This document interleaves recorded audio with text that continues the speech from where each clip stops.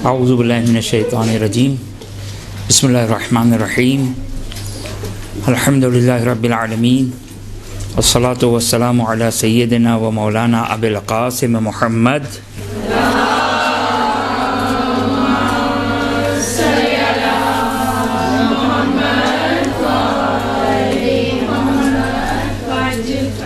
وعلى اہل بیتہ الطیبین الطاہرین ولعن الدائم علی اعدائہم الی قیام یوم الدین رب اشرح لی صدری ویسر لی امری واحلل عقدۃ من لسانی یفقہوا قولی بسم اللہ الرحمن الرحیم اللہم کل ولیک الحجۃ ابن الحسن صلواتک علیہ وعلی آبائہ فی ہذہ الساعۃ وفی کل ساعہ ولیا وحافظا وقائدا وناصرا ودلیلا وعینا حتی تسکنہ ارضک طوعا وتمتعہ فیہا طویلا.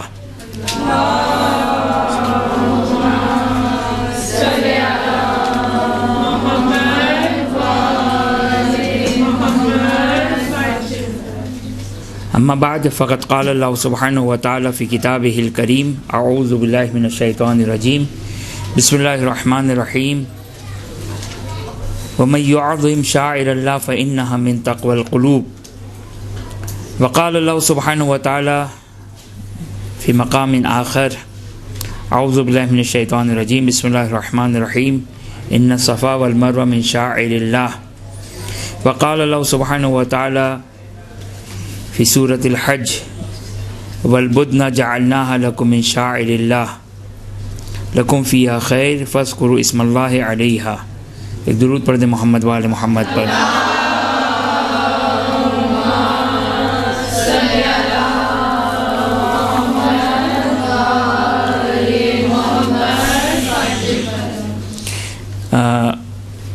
ہمارا جو موضوع جو مجھے دیا گیا تبرکات اہل بیت اطہار علیہ السلام. اچھا اب یہ تبرکات شاید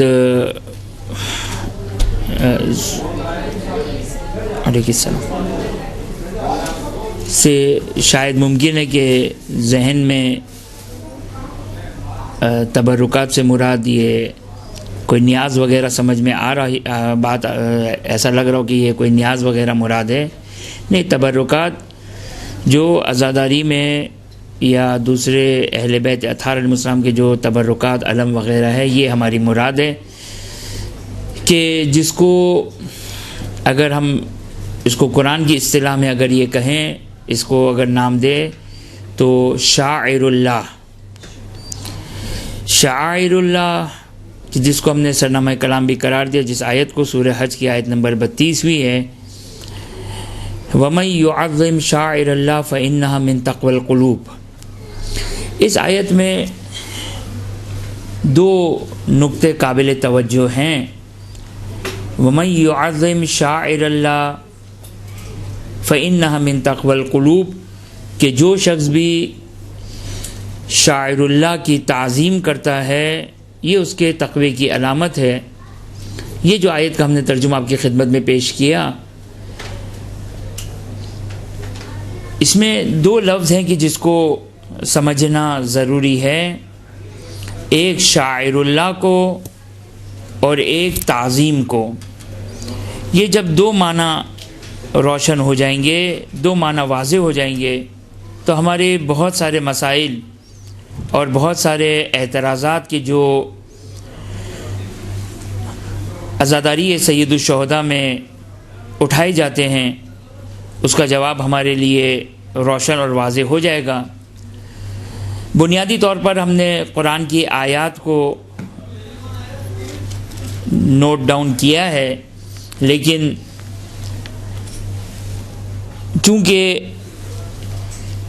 بعض اوقات ہمارے مد مقابل شیعہ حضرات بھی ہوتے ہیں جن کے ذہن میں سوالات اور اعتراضات اس ذیل میں اٹھتے ہیں.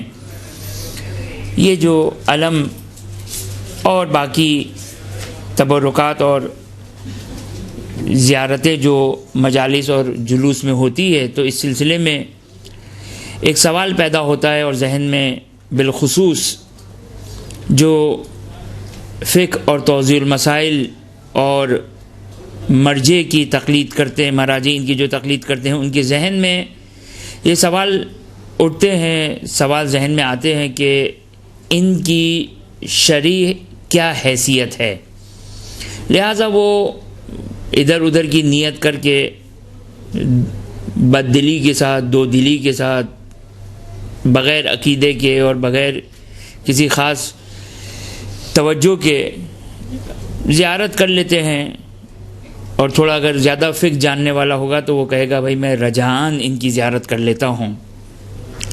لیکن ایسا دیکھتے ہیں کہ قرآن کی آیات، روایات اور فقہا،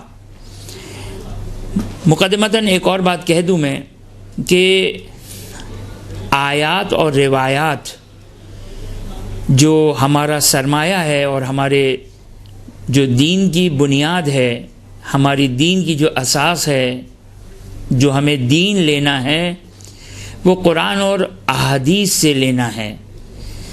اور قرآن اور احادیث کا مطلب یہ نہیں ہے کہ ہم نے قرآن کی ایک آیت لے لی، ایک روایت اٹھا لی اور اس سے ہم نے نتیجہ لینا شروع کر دیا اور اس سے ہم نتائج نکالیں۔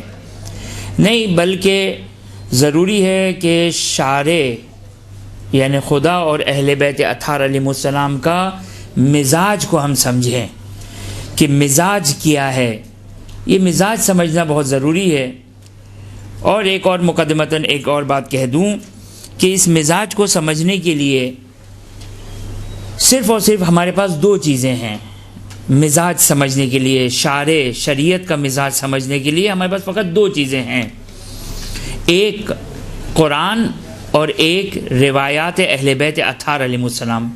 یہ دو چیزیں ہیں کہ جس کے ذریعے سے ہم مزاج شارع اور شریعت کا مزاج ہم سمجھ سکتے ہیں، اس کے علاوہ کوئی اور طریقہ نہیں ہے۔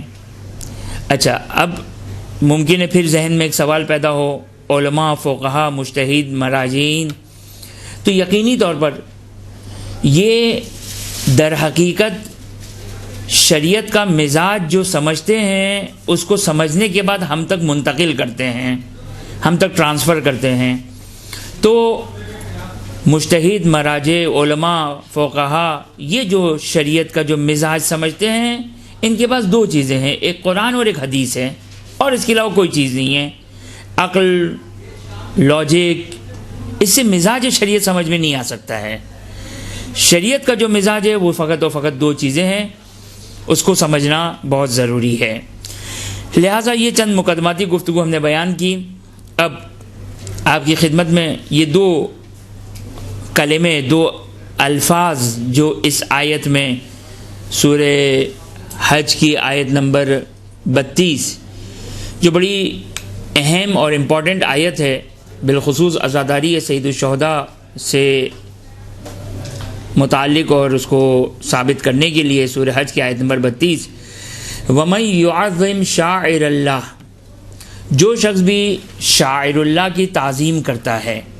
دو لفظ ہیں، شاعر اللہ اور تعظیم، یہ دو لفظ ہیں کہ جس کو سمجھنا بہت ضروری ہے۔ یہاں پر ایک اور بات آپ کی خدمت میں یہاں پر عرض کروں یا آگے جا کے عرض کروں، چلیں یہیں پر آپ کی خدمت میں بیان کر دیتا ہوں میں، کہ کسی کے سامنے خاضع اور خاشع ہونا، کسی کا احترام کرنا، کسی کی تعظیم کرنا۔ اب میں سب سے پہلے لفظ تعظیم ہی کو لے لوں، شاعر اللہ کو بعد میں ہم اس کو ڈسکس کریں گے، جو ایک تفصیلی موضوع ہے شاعر اللہ کا۔ تو تعظیم، دیکھیں تعظیم ایک بالکل عرفی اور واضح معنی ہے۔ تعظیم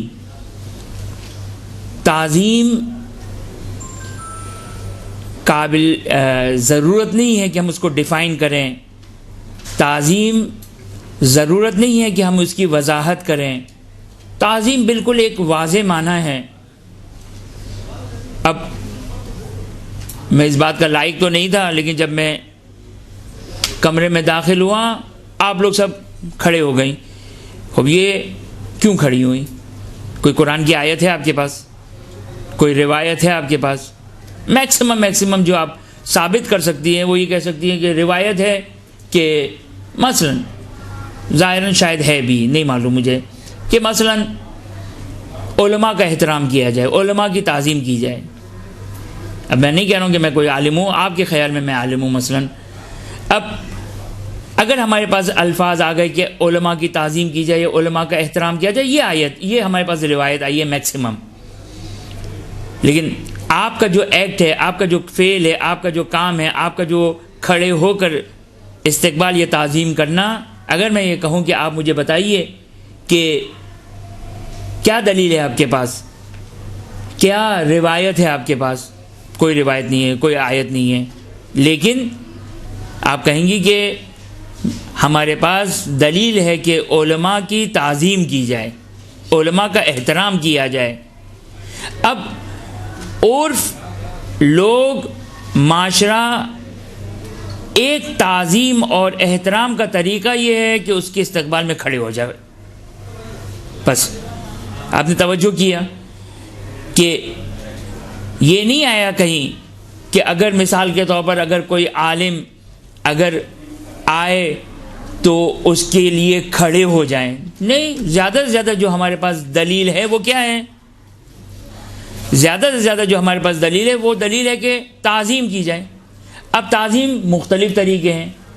اس کو تحفہ دے کر تعظیم کیا جائے، اس کی کھانے کی دعوت کر کے اس کی تعظیم کی جائے، اس کا استقبال کر کے تعظیم کی جائے. کسی طریقے سے بھی لوگ یہ کہیں کہ آپ نے تعظیم کی ہے، آپ نے تعظیم کی ہے، آپ خود بخود آٹومیٹک اس دلیل کے انڈر میں آپ کا یہ کام داخل ہو جائے گا. بس یہ لفظ جو تعظیم ہے، جو قرآن میں تعظیم کا لفظ استعمال ہوا، وَمَن يُعَظِّمْ شَاعِرَ اللَّهِ، جو شاعر اللہ کی تعظیم کرتا ہے.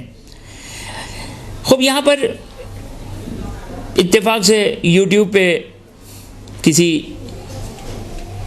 عرب کوئی مقرر تھا، اس نے جو کہا کہ مثال کے طور پر قرآن میں صفا مروہ کی تعظیم آئی تو کہا کہ صفا مروہ کی تعظیم یہ ہے کہ اس کے گرد چکر لگائے جائیں. قربانی کی تعظیم آئی یعنی اس کی تعظیم یہ ہے کہ اس کو ذبح کیا جائے. خوب یہ انشاءاللہ جب شاعر اللہ اور تعظیم کی مزید آگے بات بڑھے گی تو بات واضح ہو جائے گی.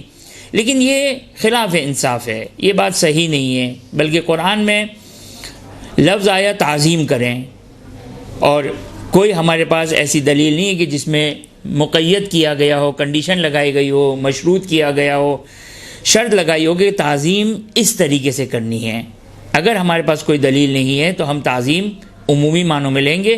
یہ آیت جو ہمارے پاس ہے سورہ حج کی آیت نمبر 32، من یعظم شاعر اللہ، جو شخص شاعر اللہ کی تعظیم کرتا ہے، یہ قرآن کی آیت ہے. جب تک اس کے لیے کوئی مخصص یا کوئی تخصیص یا کوئی قید یا کوئی کنڈیشن یا کوئی کسی قسم کی کوئی کنڈیشن نہیں آئے گی، ہم قرآن کی اس آیت کو ایز اٹ از لیں گے اور اس آیت کے اوپر عمل کریں گے. اور آیت میں آیا ہے شاعر اللہ کی تعظیم. فی الحال مسئلہ شاعر اللہ ہمارے لیے مبہم ہے، لیکن لفظ تعظیم واضح ہو گیا ہمارے لیے. وہی معنی ہے تعظیم کا جو ہمیں سمجھ میں آتا ہے، جس کو ہم اردو میں استعمال کرتے ہیں، فارسی میں بھی یہ لفظ استعمال ہوتا ہے، عربی میں بھی یہ لفظ استعمال ہوتا ہے. وہی معنی ہے جو ہمارے ذہنوں میں ہے کہ بِأَيِّ نَحْوٍ، کسی طریقے سے بھی تعظیم کرنا، کسی طریقے سے بھی تعظیم کرنا، یہ تعظیم کہلائے گا. اور قرآن کی اس آیت پر عمل کرنا کہلائے گا، یعنی یہ کہلائے گا کہ آپ نے تعظیم کی ہے. اور اگر وہ چیز شاعر اللہ سے ہے تو یہ کہا جائے گا کہ آپ نے شاعر اللہ کی تعظیم کی. تو تعظیم کا معنی بہت واضح اور روشن ہے ہمارے پاس، اور اس سے زیادہ اس پہ وقت لگانا ضرورت نہیں ہے. صبح شام ہم تعظیم کرتے ہیں، کبھی والدین کی تعظیم کرتے ہیں، کبھی استاد کی تعظیم کرتے ہیں، کبھی بزرگوں کی تعظیم کرتے ہیں، وغیرہ وغیرہ وغیرہ. اس کے بعد ایک اور نقطہ جو قابل توجہ ہے کہ ایک درود پڑھتے ہیں محمد والے.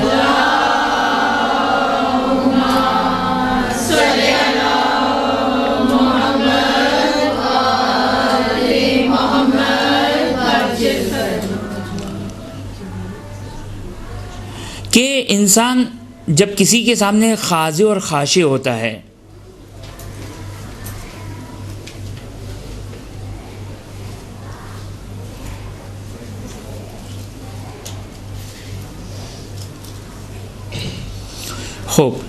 جب انسان کسی کے سامنے خاضع اور خاشع ہوتا ہے، خضوع کرتا ہے، اور مثلا ابھی فی الحال یہی لفظ خاضع اور خاشع، خاضع اور خاشع در حقیقت کیا ہے؟ خاضع اور خاشع بھی در حقیقت یہی تعظیم ہے کہ انسان کسی کے سامنے احترام سے خضوع و خشوع کرے۔ اب ظاہر ہے اس کے مراتب ہیں، اس کے اسٹیجز ہیں، اس کے خضوع و خشوع کے درجات ہیں، لیکن یہ جو خضوع و خشوع ہے، ایک دفعہ خضوع اور خشوع اس عنوان سے کہ یہ ہمارا رب ہے، یہ معبود ہے، اس کی عبادت ہو، یہ خضوع اور خشوع فقط اور فقط مخصوص ہے اللہ سبحانہ و تعالیٰ کے لیے، اور کسی کا حق نہیں ہے کہ کسی اور کی عبادت ہو، کسی اور کی بندگی ہو، یہ مخصوص ہے صرف اور صرف خداوند متعال کے لیے۔ انشاءاللہ امید ہے کہ آپ لوگ میرے ساتھ ہوں گے۔ خوب توجہ کریں، خضوع اور خشوع یعنی انسان قلبی لحاظ سے، اعضاء و جوارح کے لحاظ سے انسان کسی کے سامنے خاضع اور خاشع ہو۔ اس کی ہم نے کتنی قسمیں بیان کی؟ 2 قسمیں بیان کی۔ ایک یہ کہ خضوع اور خشوع اس عنوان سے کہ یہ ہمارا رب ہے، یہ ہمارا معبود ہے، یہ ہم اس کی عبادت کر رہے ہیں، یہ خضوع اور خشوع صرف اور صرف خداوند متعال کی ذات سے مخصوص ہے، اور کسی اور کے لیے یہ خضوع جائز نہیں ہے۔ یہ ایک قسم ہو گئی۔ دوسری قسم وہ خضوع اور خشوع کے جو بعنوان عبودیت اور بعنوان بندگی اور معبود کے عنوان سے نہیں ہے، عبادت کے عنوان سے نہیں ہے، بلکہ اس کے سامنے انسان خاضع اور خاشع ہوتا ہے۔ تو اب یہ خضوع اور خشوع، یہ مرحوم آیت اللہ العظمیٰ آغا خوئی اپنی کتاب تفسیر بیان میں یہ فرماتے ہیں، یہ ان کی کتاب سے میں آپ کی خدمت میں عرض کر رہا ہوں کہ یہ جو خضوع اور خشوع اور تذلل آغا سیستانی نے جہاں پر قربت اللہ کی نیت بیان کی ہے کہ تذلل یعنی پستی کی نیت کے ساتھ، کہ انسان جب بھی کسی کا احترام کرتا ہے، جب کسی کی تعظیم کرتا ہے، جب کسی کے سامنے خاضع اور خاشع ہوتا ہے، تو اپنے آپ کو کیا قرار دیتا ہے؟ اس کے سامنے پست قرار دیتا ہے، اپنے آپ کو اس کے سامنے حقیر قرار دیتا ہے۔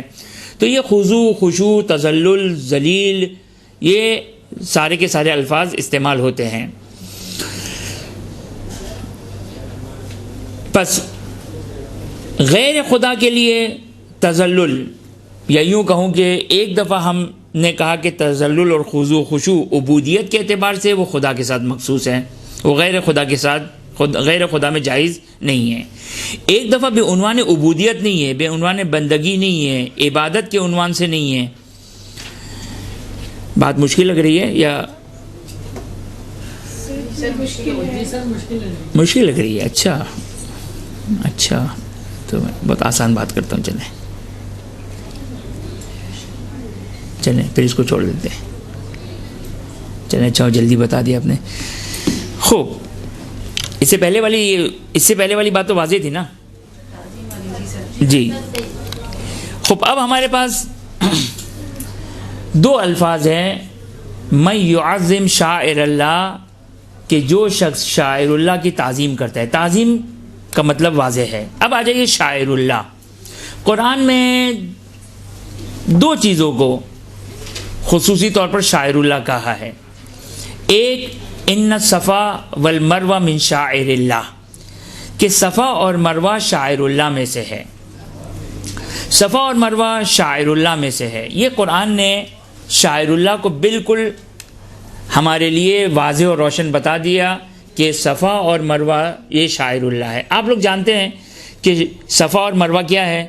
صفا اور مروہ 2 پہاڑی ہے کہ جہاں جناب حاجرہ حضرت ابراہیم سلام اللہ علیہ کی زوجہ 2 پہاڑی کے درمیان 7 چکر لگائے تھے انہوں نے۔ خداوند متعال کو یہ عمل پسند آیا۔ خداوند متعال نے ان 2 پہاڑیوں کے جن 2 پہاڑیوں کے درمیان جناب حاجرہ نے 7 چکر لگائے، خدا نے اس کو کیا کہا؟ شاعر اللہ کہا، شاعر اللہ کہا کہ ان الصفا والمروہ من شاعر اللہ۔ ایک نبی، ایک معصوم کی بیوی جو غیر معصومہ تھی، ایک معصوم نبی کی ماں حضرت ابراہیم کی بیوی اور حضرت اسماعیل کی والدہ گرامی، یہ ایک غیر معصومہ عورت کا ایک عمل قرآن اس کو کیا کہہ رہا ہے؟ شاعر اللہ کہہ رہا ہے، شاعر اللہ، کہ یہ شاعر اللہ، کہ یہ شاعر اللہ کا اگر ایک بہت ہی سطحی اور لفظی اس کا ترجمہ کر دوں تو شاعر اللہ یعنی اللہ کی نشانی، یعنی جس کے ذریعے سے آپ کو خدا تک پہنچا جائے، جو انسان کو خدا تک پہنچانے والی چیز ہو، اس کو کہتے ہیں شاعر اللہ۔ تو آپ نے ملاحظہ فرمایا کہ جناب حاجرہ کا صفا اور مروہ کے درمیان 7 چکر لگانا، سعی کرنا، قرآن نے اس کو شاعر اللہ سے تعبیر کیا۔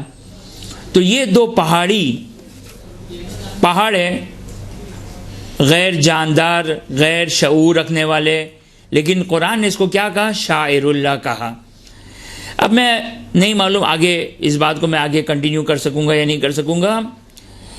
توجہ کیا آپ نے کہ حضرت حاجرہ کا ایک نبی کی بیوی اور نبی کی والدہ گرامی کہ اس عمل کو قرآن نے شاعر اللہ کہا۔ اب یہاں پر میں بہت ہی آگے کی ایک جمپ لگا دوں تو توجہ کریں کہ جب ایک نبی کی بیوی کا ایک عمل شاعر اللہ قرار پا رہا ہے تو پھر وہ خاتم الانبیاء، وہ افضل کائنات، وہ افضل المرسلین، ختم الانبیاء حضرت محمد مصطفیٰ صلی اللہ علیہ وآلہ وسلم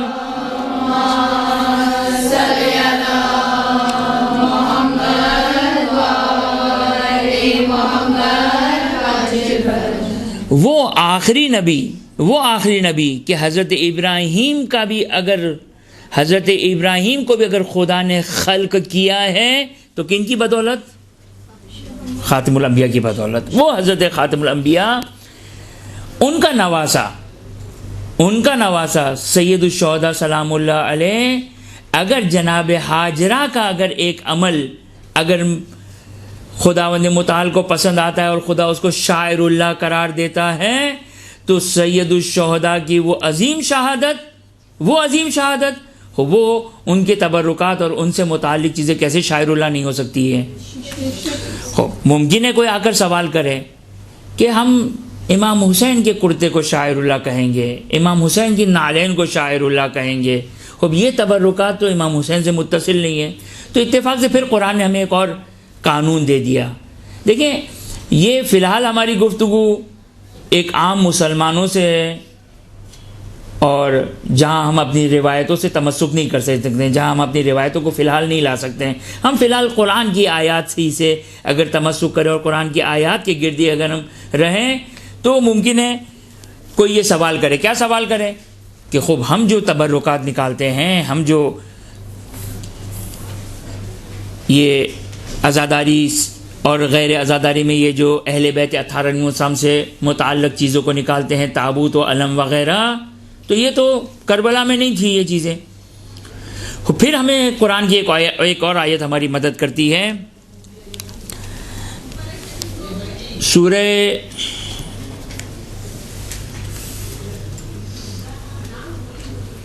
حج کی آیت نمبر 36 اعوذ باللہ من الشیطان الرجیم والبدن جعلناها لکم من شاعر اللہ۔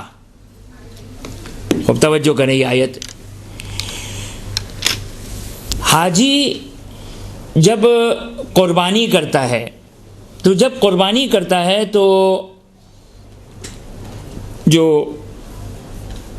10 ذی الحج کو حاجی قربانی کرتا ہے، اب یہاں پر توجہ کریں، قرآن نے کہا والبدن جعلناها من شاعر اللہ، کہ حاجی جو قربانی کرتا ہے اس کو ہم نے شاعر اللہ قرار دیا۔ یہ جو قربانی حاجی کرتا ہے یہ کس چیز کی نشانی ہے؟ یہ در حقیقت سنت ابراہیمی ہے کہ جس کو ہر حاجی اور ہر مسلمان اپنے شہروں میں انجام دیتے ہیں. حاجی کے لیے واجب ہے، غیر حاجی کے لیے مستحب ہے. وہ جو گوسفند، وہ جو حیوان، وہ جو جانور آسمان سے نازل ہوا حضرت اسماعیل کے بجائے جس کو حضرت ابراہیم نے ذبح کیا، قرآن نے اس کو شاعر اللہ نہیں کہا ہے. توجہ کر رہے ہیں آپ؟ کس اشکال اور کس اعتراض کے ذیل میں ہم گفتگو کر رہے ہیں؟ کوئی آ کر اشکال کرے، اعتراض کرے کہ امام حسین علیہ السلام کے تبرکات سمجھ میں آتے ہیں. یہ جو ہم نے اور آپ نے تبرکات بنائے ہیں، اس کا اس سے کیا تعلق؟ تو اس کے جواب میں آپ کی خدمت میں یہ بیان کر رہا ہوں کہ توجہ کریں، قرآن نے حضرت اسماعیل کے بجائے جو جانور نازل ہوا اور جس کو ذبح کیا، اس کو قرآن نے شاعر اللہ نہیں کہا ہے. وہ تو قطعاً شاعر اللہ ہے، وہ تو قطعاً شاعر اللہ ہے. بلکہ قرآن نے کیا کہا؟ قرآن نے کہا کہ وَالْبُدْنَا جَعَلْنَاهَا لَكُمْ جَعَلْنَاهَا مِنْ شَاعِرِ اللَّهِ لَكُمْ، کہ اس جانور کو جس کو حاجی ذبح کرتا ہے، اس سنت ابراہیم میں، اس کی اتباع میں جس کو ذبح کرتا ہے، یہ جانور، ہم کہتے ہیں نا، بعض ہمارے درمیان بھی اس قسم کی باتیں بعض جوانوں کے ذہن میں پیدا ہوتی ہے کہ بھائی یہ علم تو کپڑا ہے، ایک سادہ سا کپڑا ہے، یہ لکڑی تو ایک سادی سی لکڑی ہے، یہ پیتل تو سادہ سا پیتل ہے. صحیح ہے، جب تک یہ علم مبارک نہیں بنا اس وقت تک یہ سادہ ہے. لیکن جب منسوب ہو گیا سید الشہداء سے، جب منسوب ہو گیا اہل بیت اطہار علیہ السلام سے، تو اب یہ سادہ نہیں ہے. یہی جانور، یہی حیوان، خوب ممکن ہے اگر یہ حیوان، یہ جانور اگر خود بخود مر جاتا تو مردار ہوتا، نجس ہوتا. لیکن قرآن کیا کہہ رہے ہیں؟ قرآن کہہ رہے ہیں کہ حاجی جب اس جانور کو اس عنوان سے کہ یہ ایک سنت ابراہیمیہ پہ عمل کرتے ہوئے ذبح کر رہا ہے، قرآن اس کو کیا کہہ رہا ہے؟ شاعر اللہ. یہ شاعر اللہ ہے، یہ اللہ کی نشانی ہے. تو قرآن، اچھا، اب یہ دو مثالیں قرآن نے دی. خوب اب ہم سوال کرتے ہیں، مسلمانوں سے بھی سوال کرتے ہیں، غیر مسلمانوں سے بھی سوال کرتے ہیں، جس کے ذہن میں بھی یہ سوالات پیدا ہوتے ہیں ان سے ہم سوال کرتے ہیں، کیا دنیا میں فقط دو ہی شاعر اللہ ہے؟ دنیا میں فقط دو ہی شاعر اللہ ہے، ایک صفا اور مروہ اور ایک بدنا؟ نہیں، قطعاً ایسا نہیں ہے. بلکہ قرآن نے خود من لگا کے یہ بیان کیا کہ یہ شاعر اللہ کی دو قسمیں بیان کی. اب ہم ہاتھ جوڑ کر کہتے ہیں قرآن کاش آپ اور ہمارے لیے مثالیں دے دیتے تو ہمارے لیے بات واضح اور روشن ہو جاتی. لیکن ایسا نہیں ہے. قرآن اہل تدبر کے لیے کافی ہے، یہ اتنی دو مثالیں کافی ہے کہ قرآن نے دو مثالیں دے دی ہمیں.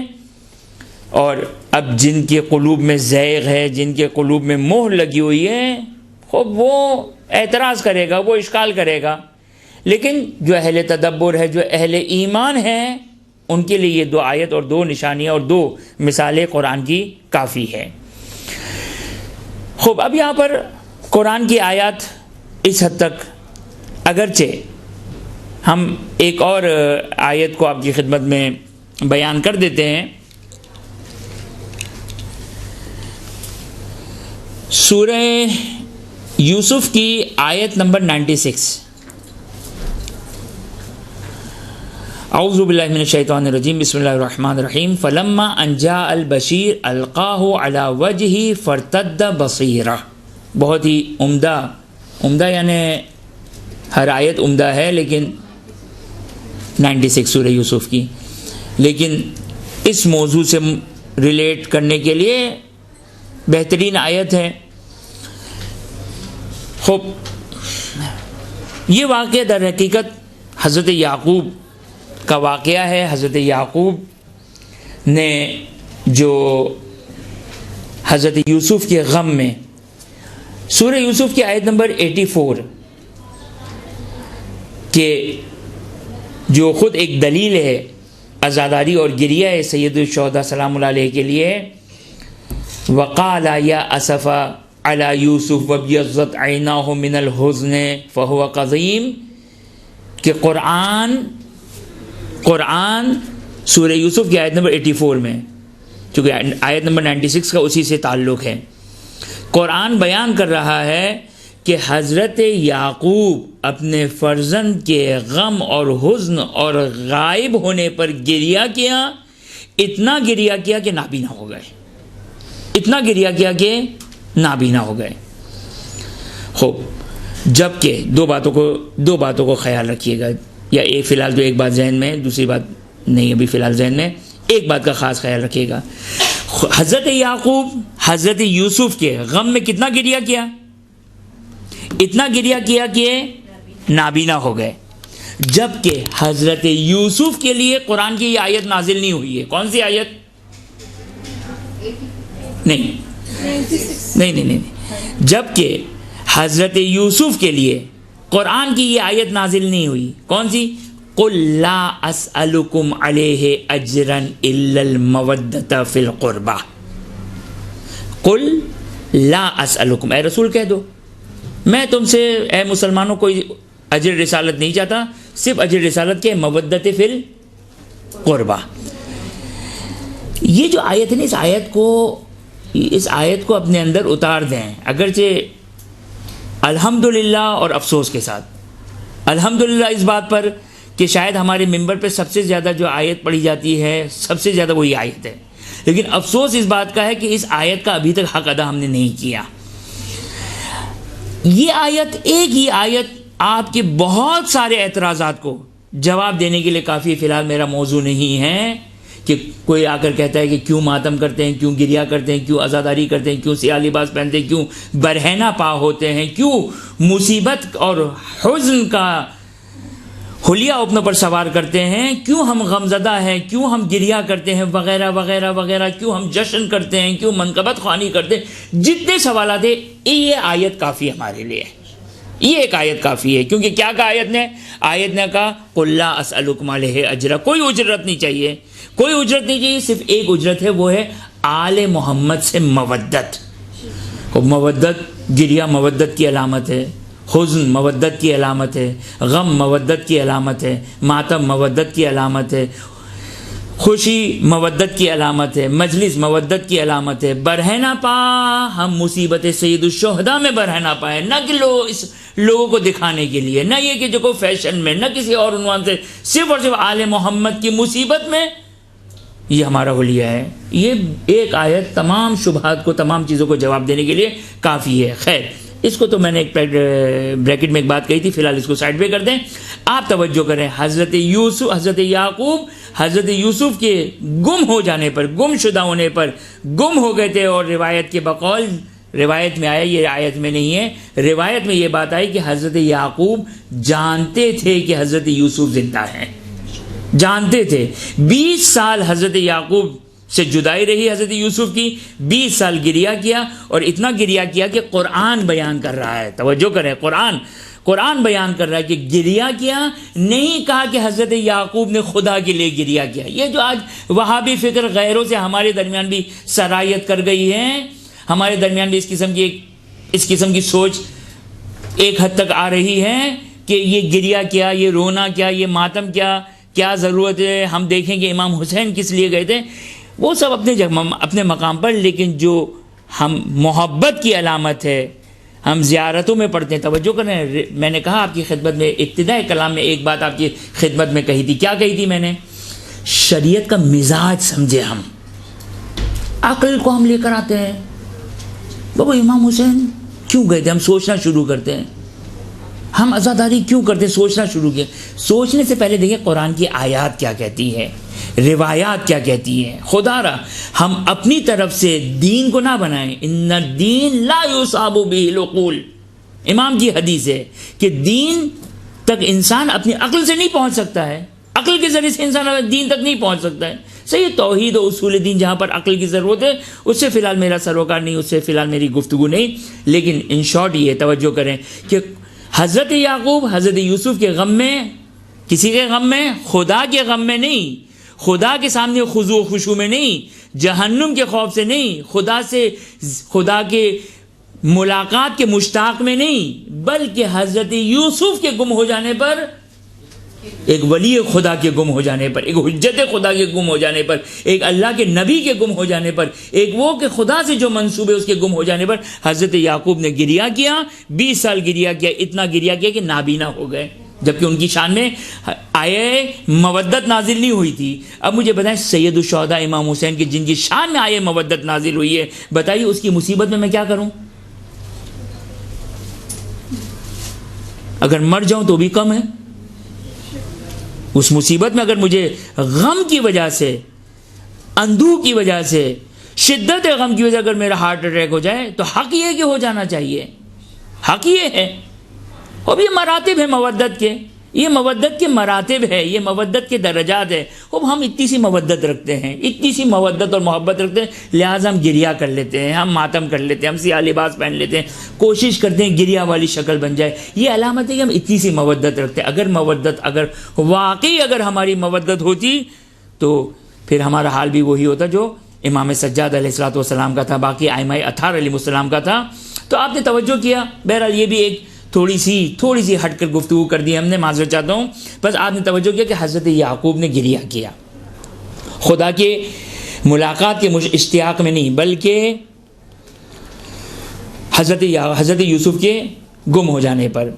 اب یہاں پر جب حضرت یعقوب، بس یہ ایک بہترین آیت ہے جو حضرت امام سید الشہداء سلام اللہ علیہ کی گریہ کو ثابت کرنے کے لیے بہترین آیت ہے۔ خوب، اب یہاں پر توجہ فرمایا آپ نے۔ اس کے بعد یہ آیت نمبر 84 تھی، آیت نمبر 96 کہ جہاں پر حضرت یوسف کے واقعے کو اجمالی طور پر قرآن بیان کر رہا ہے۔ فلما ان جاء البشیر القاہ علی وجہہ، کہ بشارت دینے والا جب آیا حضرت یوسف کے پاس سے،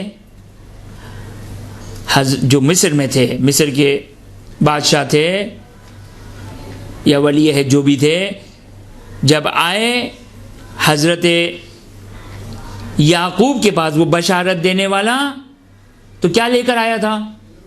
قمیص لے کر آیا تھا ایک، حضرت یوسف کا پیراہن لے کر آیا تھا۔ حضرت یوسف کا جو قمیص تھا، جو بھی پیراہن تھا، وہ بشارت دینے والا لے کر آیا۔ اب یہاں پر توجہ کریں، وہ جو ہم کو شرک کا فتویٰ لگاتے ہیں، کہتے ہیں کہ ہم شرک کرتے ہیں، ہم غیر خدا سے مانگتے ہیں، ہم غیر خدا سے توسل کرتے ہیں، ہم غیر خدا کو وسیلہ قرار دیتے ہیں، ہم غیر خدا وغیرہ وغیرہ وغیرہ وغیرہ وغیرہ، جس کی بنا پر شیعہ کافر کہے جاتے ہیں۔ اب قرآن کی اس آیت کا مجھے ترجمہ، اس قرآن کی اس آیت کو جسٹیفائی کر کے بتا دیں، قرآن کی اس آیت کو کس طریقے سے جسٹیفائی کریں گے؟ سب سے پہلے اشکال اور اعتراض حضرت یوسف کے اوپر سلام اللہ علیہ، نعوذ باللہ من ذالک، میں ایک عام انسان کے اعتبار سے بات کہہ رہا ہوں کہ حضرت یوسف آپ کو اپنے پیراہن بھیجنے کی ضرورت کیا تھی؟ خوب اللہ پر توکل کریں، کیوں وسیلہ اختیار کر رہے ہیں؟ پیراہن بھیجا، قمیض بھیجی، اور اس کے بعد قرآن کہتا ہے القاہ علی وجہہ۔ اب یہ بشیر یا حضرت یعقوب نے اس قمیض کو اپنے چہرے پر لگایا، فرتد بصیرہ، گئی ہوئی بصارت واپس پلٹ آئی۔ توجہ کیا آپ نے؟ یہ قرآن کی آیت واضح طور پر تبرکات کا نہ کہ فقط احترام، توجہ کیجیے گا، حضرت یعقوب کا چہرے پر لگانا حضرت یوسف کی اس قمیض کا تعظیم کے اوپر بھی دلالت ہے، اور کس طریقے سے خداوند متعال وسیلے کے ذریعے سے شفاعت دے رہا ہے۔ حضرت یعقوب آپ اللہ کے نبی ہیں، خدا سے مانگے، کیا ضرورت تھی آپ کو؟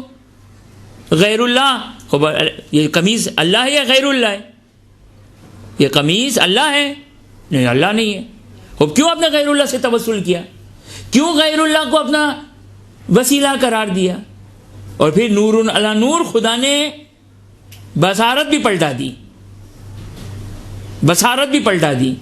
یعنی خداوند متعال نے یہ اس چیز میں رکھا ہے، ان چیزوں میں خداوند متعال نے برکتیں رکھی ہے، شفا رکھی ہے، خدا نے تاثیر رکھی ہے۔ بھئی خدا ہی ہے نا جو ہر چیز میں تاثیر دینے والا ہے، ہر چیز میں اثر دینے والا ہے۔ خب حضرت یعقوب آپ نے کیوں نعوذ باللہ من ذالک نعوذ باللہ من ذالک نعوذ باللہ من ذالک آپ نے شرک کیا؟ نہیں، نعوذ باللہ من ذالک، نبی شرک نہیں کر سکتا ہے، معصوم ہے نبی. بالخصوص جو شیعان امیر المومنین اور جو فقہ اور دین محمد اور آل محمد علیہ الصلوۃ والسلام ہے کہ جو ہم نے انبیاء کو مقام اور اسٹیٹس دیا، باقی مسلمانوں نے وہ اسٹیٹس نہیں دیا ہے. دیکھ لیجئے کہ ہم نے کس طریقے سے انبیاء کو معصوم قرار دیا ہے، گناہوں سے پاک قرار دیا ہے. اور وہ تمام آیات کے جو ظاہری طور پر نبی کی معصیت یا نبی کی خطا کے اوپر جو دلالت کرتی ہے، روایات نے آ کر اس کی تشریح کی ہے. اور انبیاء کو تمام، حضرت سید مرتضیٰ کی کتاب ہے تنزیہ الانبیاء، سید مرتضیٰ کی کتاب ہے تنزیہ الانبیاء، یعنی انبیاء کو پاک کیا ہے، یعنی وہ تمام روایتوں کو جمع کیا ہے کہ قرآن کی آیات سے جہاں پر انبیاء کے لیے ایک تھوڑا سا منفی ایک ظاہر ہوتا تھا کہ نعوذ باللہ من ذالک نبی خطا کر گئے وغیرہ وغیرہ، تو روایات ہمارے پاس موجود ہے کہ جس کی روشنی میں سید مرتضیٰ نے کتاب لکھی تنزیہ الانبیاء کر کے، یعنی انبیاء کو منزہ کیا ہے، پاک کیا ہے. خیر، تو ملاحظہ فرمائیے اپنا یہ آیت.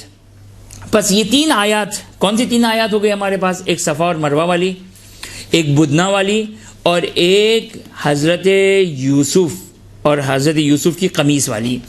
اس کے علاوہ بھی ہم ایک آدھ اور آیات کو، چلیں ابھی ہم 10 منٹ ہیں تو ساری آیات کو بیان کر دیتے، دوسرے سیشن میں ہم روایات کی روشنی میں آپ کی خدمت میں گفتگو کریں گے. ایک اور آیت ہے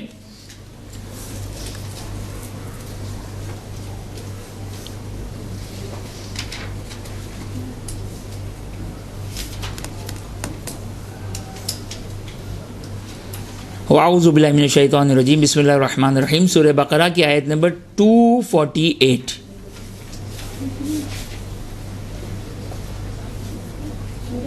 سورہ بقرہ آیت نمبر 248.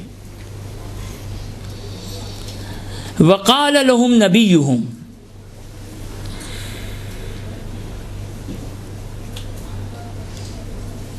وقال لهم نبیہم ان آیت ملکی ان یاتیکم التابوت فیہ سکینۃ من ربکم وبقیۃ مما ترک آل موسیٰ وآل ہارون.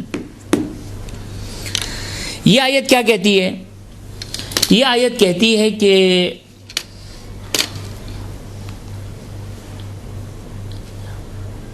وقال لهم نبیہم، ان لوگوں کو ان کے نبی نے کہا، ان آیات ملک ہی، کہ اللہ کی مملکت کی آیت اور علامت ان یاتیکم التابوت، کہ تم تک تابوت آئے گا، فیہ سکینہ من ربکم وبقیۃ مما ترک آل موسیٰ وآل ہارون تحملہ الملائکہ. یہ در حقیقت ایک کیا چیز ریپیٹ کروں؟ وقال لهم نبیہم، ان لوگوں کو ان کے نبی نے کہا کہ ان آیات ملک ہی، کہ اللہ کے ملک، مملکت، قدرت، طاقت کی آیت یہ ہے کہ ان یاتیکم، کہ تم تک آئے گا تابوت، کہ جس میں سکینہ ہے، من ربکم، تمہارے رب کی طرف سے، وبقیۃ مما ترک آل موسیٰ وآل ہارون، اور آل موسیٰ اور آل ہارون کے بقیہ جات ہے کہ تحملہ الملائکہ، کہ ملائکہ جس کو اٹھاتے ہیں. ان فی ذلک لآیات لکم ان کنتم مؤمنین، کہ اس میں تمہارے لیے آیت ہے، نشانی ہے اگر تم مومنین ہو تو. اب یہ بھی آیت کہہ رہی ہے کہ یہ ہر شخص کے لیے قرآن آیت نہیں بن رہی ہے، بلکہ مومنوں کے لیے قرآن آیت ہے، ایمان لانے والوں کے لیے آیت ہے، جن کے قلوب، جن کے دل آمادہ اور تیار ہے ایمان لانے کے لیے، جن کے قلوب میں ریب ہے، جن کے قلوب میں زنگ ہے، جن کے قلوب میں مہر لگی ہوئی ہے، جن کے قلوب میں قفل، اقفال ہے، قفل لگے ہوئے ہیں، وہ قابل ہدایت نہیں ہے. قرآن ان کو ہدایت نہیں کرے گا، نہ قرآن ان کو ہدایت کر سکتا ہے. نہ یہ کہ خدا میں اور قرآن میں کوئی کوتاہی ہے، بلکہ ان میں ہی صلاحیت نہیں ہے کہ وہ ہدایت کو حاصل کر سکے. یہ قرآن خود بیان کرتا ہے کہ آیتاً ان کنتم مؤمنین، ان فی ذلک لآیات لکم ان کنتم مؤمنین، کہ تمہارے لیے اس میں نشانی اگر تم ایمان لانے والے ہو تو، مرضی ہے تمہاری چاہے تو قبول کرو چاہے تو قبول نہ کرو. خیر، اب جا کے در حقیقت کیا ہے یہ کہ تابوت، جس کو ہم اردو میں بھی تابوت کہتے ہیں، اب یہ چونکہ یہ آیت ہمارے لیے بہت زیادہ واضح نہیں ہے، صرف آیت یہ بیان کرے کہ اللہ کی نشانیوں میں سے ایک یہ ہے کہ ایک تابوت تم تک پہنچے گا جس میں سکینہ ہے، اور بقیتم مما ترک آل موسیٰ و آل ہارون ہیں، کہ وہ آل ہارون اور آل موسیٰ کے بقیہ جات ہے. یہ قرآن کی آیت بیان کر رہی ہے. لیکن اس ذیل میں جو روایات شیعہ سنی جو روایت اس ذیل میں جو بیان کر رہی ہے، جس کا مفہوم اور خلاصہ آپ کی خدمت میں عرض کروں، توجہ کریں کہ در حقیقت بنی اسرائیل جب جنگ کے لیے جایا کرتے تھے تو اپنے لیے جنگ میں اپنی کامیابی کے لیے اس تابوت کو اٹھا کر جایا کرتے تھے. یہ تابوت کو بعنوان تبرک، بعنوان یہ کہ یہ ایک تبرکات سے، کہ بعض روایتوں نے جو تبرکات بیان کیا وہ بھی آپ کی خدمت میں بیان کروں گا. اس صندوق میں تبرکات تھے اور تحملہ الملائکہ، کہ ملائکہ جس کو اٹھاتے تھے. خود یہ در حقیقت توجہ کرے قرآن کا اس انداز سے بیان کرنا کس نقطے کی طرف اشارہ ہے کہ تحملہ الملائکہ، یہ تعظیم بیان کر رہے ہیں، اس تابوت کی تعظیم ہے کہ جس کو ملائکہ اٹھاتے ہیں، جس کو ملائکہ اٹھاتے ہیں. یہ در حقیقت اس تعظیم کو بیان کر رہے ہیں. خوب، پس یہ در حقیقت ایک تابوت تھا. بنی اسرائیل کے دور میں جو جب جنگ کے لیے جایا کرتے تھے تو تابوت کو اپنے ہمراہ اٹھایا کرتے تھے، اپنے ساتھ لے جایا کرتے تھے. کہ اس تابوت میں بیان کیا گیا کہ اس تابوت میں تبرکات تھے حضرت موسیٰ اور حضرت ہارون کے. خود قرآن کی آیت بھی ظاہر اسی نقطے کی طرف اشارہ کری ہے، وَبَقِيَّةٌ مِمَّا تَرَكَ آلُ موسیٰ وآل ہارون، کہ قرآن کی یہ آیت بھی شاید اسی کہ فیہ سکینہ من ربکم وبقیۃ، کہ شاید ممکن ہے یہ اسی تابوت کے اندر جو ہے. لیکن روایات بیان کرتی ہے، اہل سنت اہل تشیع کی روایت بیان کرتی ہے کہ اس میں تبرکات تھے حضرت موسیٰ اور حضرت ہارون کے، حضرت ہارون کے حضرت موسیٰ کے نالین اور اس قسم کے تبرکات اس میں بند تھے. آپ نے ملاحظہ فرمایا اس کے علاوہ ہمارے پاس شیعہ روایات موجود ہے کہ خداوند متعال نے اس کی بے حرمتی، توجہ کیجیے گا، اس تابوت کی بے حرمتی کی وجہ سے خداوند متعال نے اس تابوت کو آسمان پہ اٹھا لیا تھا. اور ظاہراً بعض روایتوں میں ہے کہ جہاں پر یہ خود ایک روایات، جس کو ہم بعد میں ٹاپک قرار دیں گے، یہ خود روایات بیان کرتی ہے اسی ہمارے موضوع سے ریلیٹڈ کہ ائمہ اطہار علیہ السلام بیان کرتے ہیں کہ مثال کے حضرت موسیٰ، حضرت سلیمان کی انگوٹھی ہمارے پاس ہے، حضرت موسیٰ کا عصا ہمارے پاس ہے. یہ خود ان تبرکات کی اہمیت کو بیان کر رہے ہیں. اسی طرح روایت میں اس تابوت کے لیے بھی آیا ہے کہ تابوت، ظاہراً یہ تابوت بھی ائمہ اطہار اور آج امام زمانہ عجل اللہ تعالی فرجہ شریف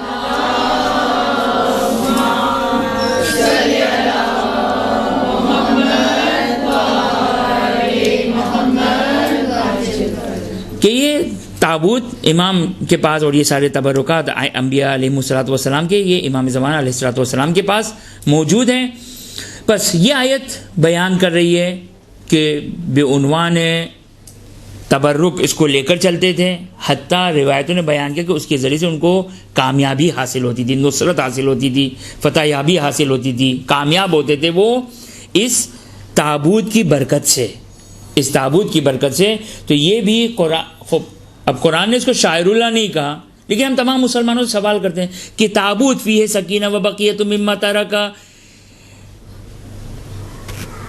آل موسیٰ و آل ہارون، آیا یہ شاعر اللہ ہے یا نہیں ہے؟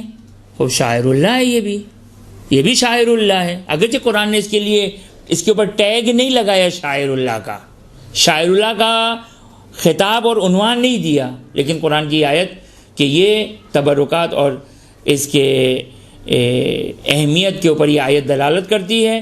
اور روایتوں سے پتہ چلتا ہے کہ اس میں تبرکات، اس میں جو وہ آثار اور جو حضرت موسیٰ اور حضرت ہارون سے متعلق جو تبرکات تھے کہ جس میں ذکر کیا گیا کہ ان کی قمیص تھی مثلاً، اب مجھے دقیقاً یاد نہیں، لیکن جو چیز مجھے فی الحال جو چیز یاد ہے وہ حضرت موسیٰ کے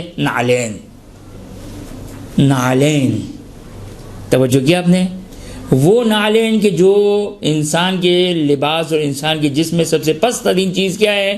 نعلین ہیں، لیکن جب ایک نبی سے منسوب ہو گئی وہ نعلین تو وہ متبرک ہو گئے، وہ شاعر اللہ بن گئے۔ آپ نے توجہ فرمائے؟ خب یہ آیت بھی دلالت کرتی ہے اس بات کے اوپر کہ شاعر اللہ کی تعظیم ہے اور یہ سنت الہی ہے۔ چونکہ وقت تقریباً جو ہے وہ ویسے تو میرے اعتبار 6 منٹ ہے، اس کے اعتبار سے جو وہ 2 منٹ ہے، لہٰذا ہم اپنے حساب سے اس کو بیان کر دیتے ہیں۔ ایک نقطہ توجہ کر لیں کہ اگر تھک چکے ہیں تو میں بند کر دیتا ہوں، صرف ایک نقطہ انشاءاللہ کہ توجہ کریں تاکہ ہم پھر بعد میں روایات کو بیان کریں اس ذیل میں اور بات مزید واضح کریں ہم اس کی روشنی میں۔ خوب توجہ کریں، قرآن نے کہا شاعر اللہ کی تعظیم، اچھا تعظیم کو تقوی کی علامت قرار دیا۔ دیکھیں تعظیم کے، آپ کی خدمت میں ابتدا میں نے ایک نقطہ بیان کیا تھا کہ تعظیم کے بہت سارے مراتب ہیں، تعظیم کے بہت سارے مراتب ہیں۔ بہت سارے مراتب یعنی کیا مطلب؟ یعنی بہت سارے طریقے ہیں۔ ایک ادنا درجے کی تعظیم ہے، ایک اعلیٰ درجے کی تعظیم ہے۔ آپ نہیں، مثلا ایک شخص کسی مجتہد مرجع سے ملاقات کے لیے گیا، وہ ملاقات کے لیے گیا، ایک دفعہ اس کی تعظیم میں کھڑے ہو گئے، ایک دفعہ آپ نے سر جھکا دیا، ایک دفعہ آپ نے سینے پہ ہاتھ رکھ لیا، یہ سب کے تعظیم کے درجات ہیں۔ ایک دفعہ وہ زائر آگے بڑھتا ہے اور اس مرجع کے مجتہد کے ہاتھوں کو بوسہ دیتا ہے، یہ سب تعظیم کے درجات ہیں۔ اور درجات بھی یعنی مختلف طریقے اور مختلف طریقے بھی ترتیب وار ہے، یعنی اعلیٰ سے اعلیٰ، اعلیٰ سے اعلیٰ، اعلیٰ سے اعلیٰ درجہ ہے، اعلیٰ سے اعلیٰ درجے ہیں یہ تعظیم کے۔ خوب تعظیم کے مختلف درجے ہیں۔ تعظیم جہاں پہ ہمارے پاس روایات ہے تعظیم کرنی ہے، خوب وہاں تو واجب ہو جائے گا، لیکن تعظیم کے سارے درجات کو حاصل کرنا یہ واجب نہیں ہے، یہ ضروری نہیں ہے۔ اب مثلا شاعر اللہ ہے، مثلا ابھی ہم بہت بڑی جم لگا دیں کہ مثلا علم مبارک، خوب علم مبارک کی تعظیم، خوب ایک شخص تعظیم کرتا ہے جا کے اس کو چوم لیتا ہے، ایک شخص تعظیم کرتا ہے کہ اس کو آنکھوں سے لگاتا ہے اور چومتا ہے، ایک شخص جاتا ہے اپنے چپل کو اتارتا ہے، بڑے ادب و احترام کے ساتھ جاتا ہے، علم کو جا کے چومتا ہے۔ تو یہ مختلف درجات ہیں۔ اب خوب ایسا نہیں ہے کہ سارے کے سارے درجات واجب ہیں، ہر شخص کے لیے واجب ہے کوئی چیز نہیں، مختلف درجات ہیں، جو جس اعلیٰ درجے کو انجام دے گا بہت اچھی بات ہے، بہت اچھی بات ہے۔ تو تعظیم کے مختلف درجات ہیں، لیکن جتنا تعظیم کرے گا انسان اتنا ہی متبرک ہوگا، اس تبرک سے متوسل ہوگا، وغیرہ وغیرہ وغیرہ۔ لیکن ایک نقطہ توجہ کیجیے گا، ایک دو لفظ ہے ہمارے پاس، ایک تعظیم اور ایک ہے بے حرمتی، جس کو عربی میں کہتے ہیں حتک، دو چشمی ہے، تے اور کاف، حتک۔ تعظیم اور حتک، تعظیم اور بے حرمتی۔ خوب تعظیم جتنا انسان کے اندر، جتنا انسان کا دل مومن ہوگا وہ اتنی تعظیم کرے گا، وہ اتنی تعظیم کرے گا۔ آل محمد علیہ السلام کی تعظیم میں انشاءاللہ کچھ روایتوں کی آپ کی خدمت میں بیان کروں گا میں۔ خوب یہ تعظیم ہے، اس کے مقابلے میں حد اور بے حرمتی۔ تعظیم تو صحیح ہے کہ سارے کے سارے درجات واجب نہیں ہیں، لیکن بے حرمتی حرام ہے۔ اگر انسان شاعر اللہ کی آپ کی خدمت میں چند مثالیں دوں گا، ابھی ہماری جب بات دوسرے سیشن میں شروع ہوگی کہ کیا ہے شاعر اللہ، جب اس کا دائرہ آپ کو پتہ چلے گا کہ کتنا وسیع دائرہ ہے شاعر اللہ کا، تو بات زیادہ واضح اور روشن ہوگی۔ لیکن شاعر اللہ کی توہین، اہانت یہ جائز نہیں ہے، یہ حرام ہے۔ اب جیسے مثال دوں میں آپ کو، مسجد شاعر اللہ ہے، قطعاً شاعر اللہ ہے مسجد۔ خوب مسجد کی ایک تعظیم کیا ہے؟ مسجد کی ایک تعظیم یہ ہے کہ انسان وضو کر کے مسجد میں جائے۔ خوب سوال کرتا ہوں، آیا واجب ہے؟ نہیں، انسان اگر وضو کی حالت میں نہیں ہے پھر بھی مسجد میں جا سکتا ہے. لیکن ایک شخص کہتا ہے کہ نہیں، یہ میں تعظیم کرنا چاہتا ہوں، جاؤں گا پہلے وضو کروں گا پھر مسجد میں داخل ہوں گا، یہ میں نے مسجد کی کیا کی، میں نے تعظیم کی. میں نے اب یہ مسجد کی تعظیم ہے، لیکن یہ واجب نہیں ہے. اچھی بات ہے، انسان ان چیزوں کا خیال رکھے. ایک دفعہ یہ واجب نہیں ہے، ایک دفعہ مسجد کی بے حرمتی ہے، حد ہے. مثال کے طور پر نعوذ باللہ ایک شخص جاتا ہے مسجد میں تھوکتا ہے، پان کی پچکاری مارتا ہے، اب یہ کیا کہلائے گا؟ یہ بے حرمتی ہے، یہ بے حرمتی ہے. توجہ کیا آپ نے؟ یہ حرام ہے. جہاں پر بے حرمتی آ جائے وہاں پر حرمت آ جائے گی، وہاں پر حرام ہو جائے گا. لیکن تعظیم واجب نہیں ہے، مستحب ہے. اس کے جتنے بھی درجات، جتنا بھی انسان تعظیم کرے گا، یہ اس کے فَإِنَّهَا مِن تَقْوَى الْقُلُوبِ، یہ اس کے قلوب کے تقوی کی علامت ہے. بس توجہ کیا آپ نے؟ یہ تو بات واضح ہو گئی انشاءاللہ. اس کے بعد ہم کچھ مزید مثالیں اور اب ہم روایتوں اور مجتہدین کے اقوال کی روشنی میں گفتگو کریں گے اور اسی موضوع کو آگے بڑھائیں گے. وآخر دعوانا ان الحمدللہ رب العالمین. ہماری گفتگو شاعر اللہ کے ذیل میں چل رہی تھی اور قرآن کی یہ آیت من یعظم شاعر اللہ فإنها من تقوی القلوب، کہ جو شخص شاعر اللہ کی تعظیم کرتا ہے یہ اس کے تقوی کی علامت ہے. اب یہاں پر آپ کی خدمت میں دو انشاءاللہ جو بھی ہمارے پاس مختصر سا وقت ہے، دو نقطوں کی طرف یا دو چیزوں کی طرف اشارہ کرنا چاہوں گا میں.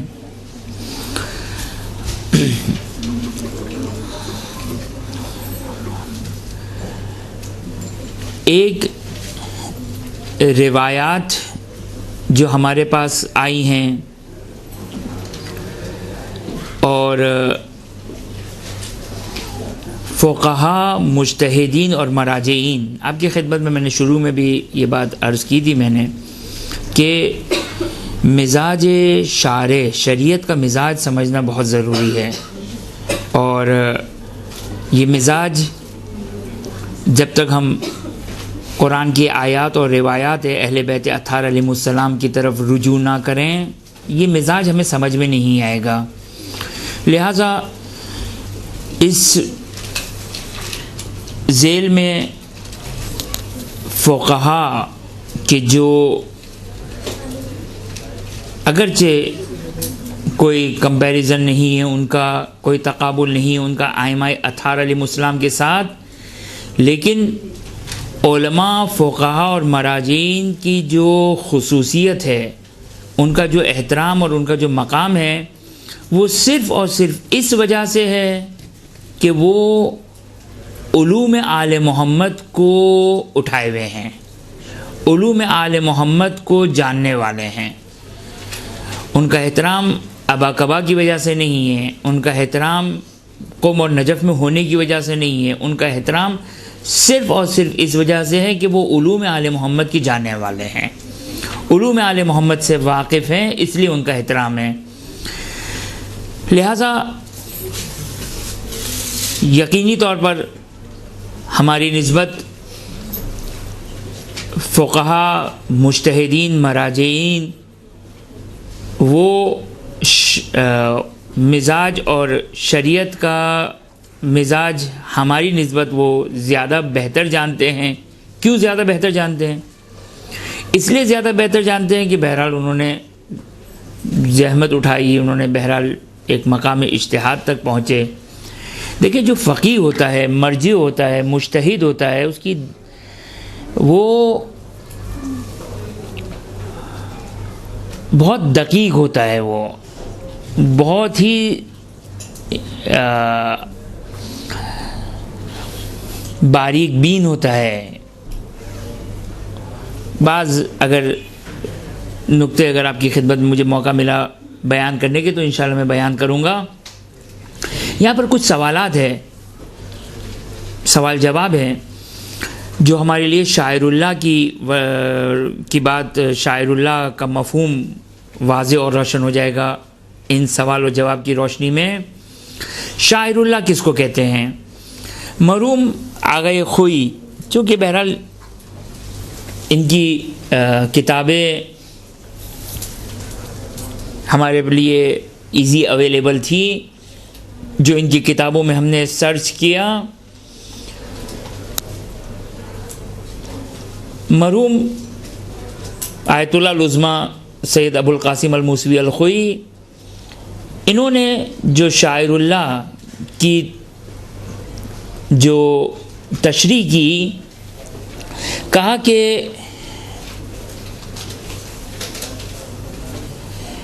کہ شاعر اللہ کی چند مثالیں دی، ان مثالوں کی روشنی میں انہوں نے کہا کہ شاعر اللہ کیا ہے۔ مسجد شاعر اللہ ہے، ائمہ علیہ السلام کے حرم شاعر اللہ ہے، حتیٰ واجبات الہی یہ بھی شاعر اللہ ہے۔ واجبات جو ہیں نماز، روزہ، حج، زکوٰۃ وغیرہ وغیرہ، یہ سب شاعر اللہ ہے۔ حتیٰ مستحبات سارے کے سارے شاعر اللہ ہے۔ اسی طریقے سے محرمات، گناہوں سے اجتناب کرنا، یہ بھی شاعر اللہ ہے۔ مکروہ سے اجتناب کرنا، یہ بھی شاعر اللہ ہے۔ اور آغا خوئی نے جا بجا، اب اگر کوئی آپ کے پاس ایسا سافٹ ویئر ہو جس میں آغا خوئی کی ساری کتابیں اگر موجود ہو، اس میں اگر آپ شاعر اللہ کو اگر سرچ کریں تو کئی مقامات پر آغا خوئی نے شاعر اللہ ان تمام چیزوں کو استعمال کیا ہے۔ تو یہ ساری چیزیں شاعر اللہ سے تعبیر ہوئی ہیں۔ اب یہاں پر کچھ سوالات ہیں جو آغا خوئی سے سوال کیے گئے ہیں۔ چونکہ صراط النجات ایک استفتاء کی کتاب ہے آغا خوئی کی۔ اچھا توجہ کیجئے گا، آپ لوگ زیادہ اپسیٹ نہیں ہوئیے گا آغا خوئی کا نام سن کر کہ یہ تو اب ہمارے مرجع نہیں ہے۔ تو آغا خوئی کا کیا صحیح ہے، ایک اپنے زمانے کے مرجع تھے، مجتہد تھے، ہم تو ان کے مقلد نہیں ہیں، تو یعنی ہمارے لیے اتنی امپورٹنٹ بات نہیں ہے۔ نہیں، ایک بات ذہن میں رکھیے گا کہ یہ جو شاعر اللہ کو جو آغا خوئی نے بیان کیا، دیکھیں دو چیزیں ہوتی ہیں۔ ایک دفعہ ایک چیز ہوتی ہے اجتہادی، اختلافی، مثال کے طور پر آیا یہ چیز پاک ہے یا نجس، آیا نماز میں یہ جائز ہے یا جائز نہیں ہے، آیا عبادت میں یہ کام کرنا ہے یا نہیں کرنا ہے، تو یہ کیا ہے، یہ اختلافی ہے۔